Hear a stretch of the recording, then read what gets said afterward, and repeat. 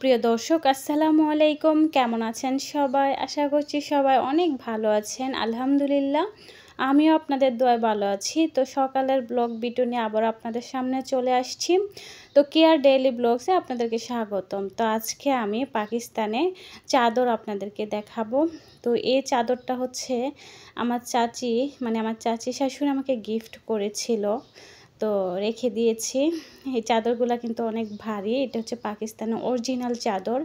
দেখেন, আপনারা দেখলেই বুঝতে পারবেন। আর এগুলো আমার বিছানো হয় না, কারণ ধুতে তো অনেক কষ্ট। যেহেতু বাচ্চা আছে সেজন্য আমি এগুলো বিছাই না। যখন বাচ্চারা একটু বড় হয়ে যাবে, বুঝতে শিখবে, তখন বিছাবো।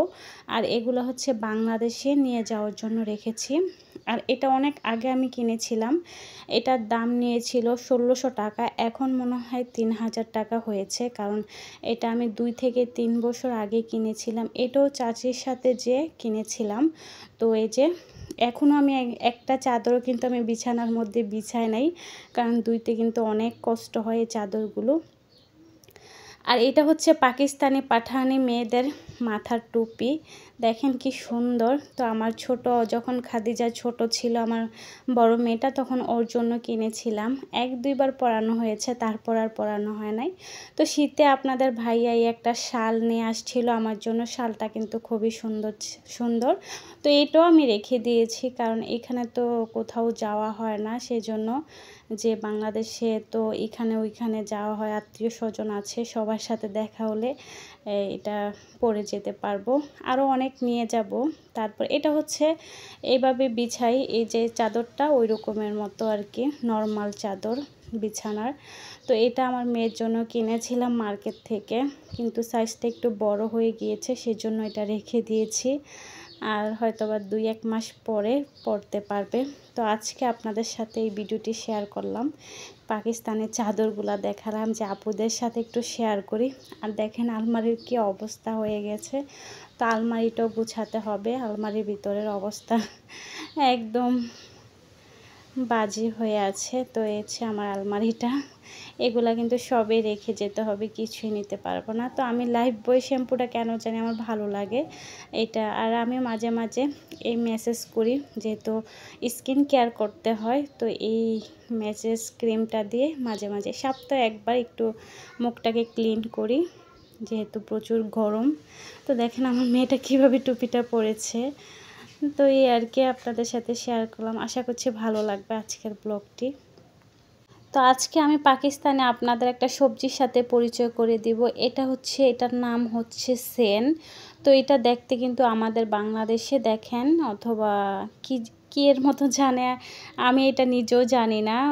আমাদের ধইঞ্চা ওইটার ফুলের মতো লাগে, হয়তোবা ওইখান থেকে যে একটা বিচি টাইপের লম্বা বের হয়, ওইটার মতো লাগে। আপনারা দেখলেই বুঝতে পারবেন। কিন্তু এটা খাওয়া যায়। এটা মাছ দিয়ে রান্না করলে কিন্তু খুব টেস্ট লাগে।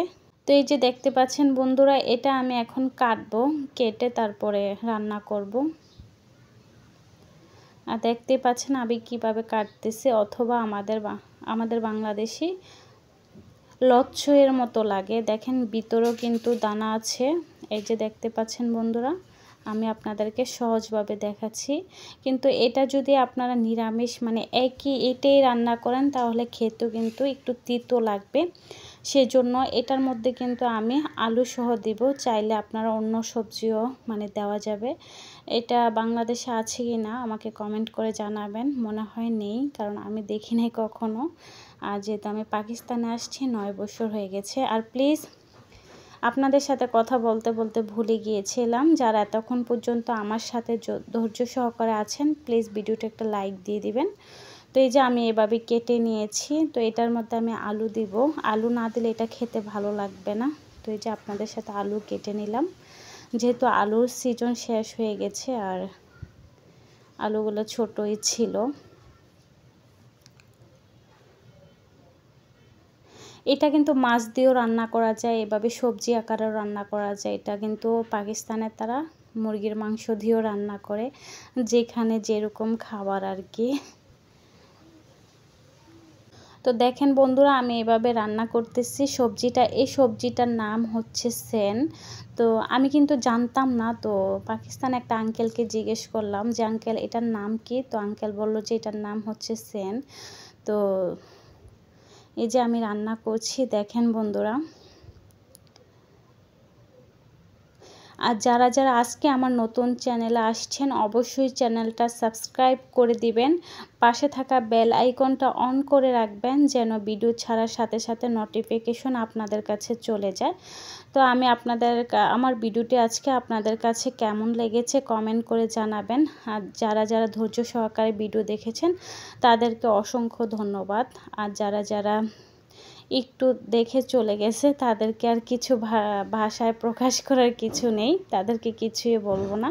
তো দেখতেই পাচ্ছেন বন্ধুরা, আমি আগে থেকে মাছটা ভেজে রেখেছিলাম। তো আমি মাছ দিয়ে এটা রান্না করব। তো আমার রান্না কষানো হয়ে গেছে, তো পানি দিয়ে দিব। তো আজকের মধ্যে এই পর্যন্ত আপনাদের কাছ থেকে বিদায় নিয়ে চলে যাচ্ছি। পরবর্তী সময় আবার দেখা হবে। সবাইকে আসসালামু আলাইকুম।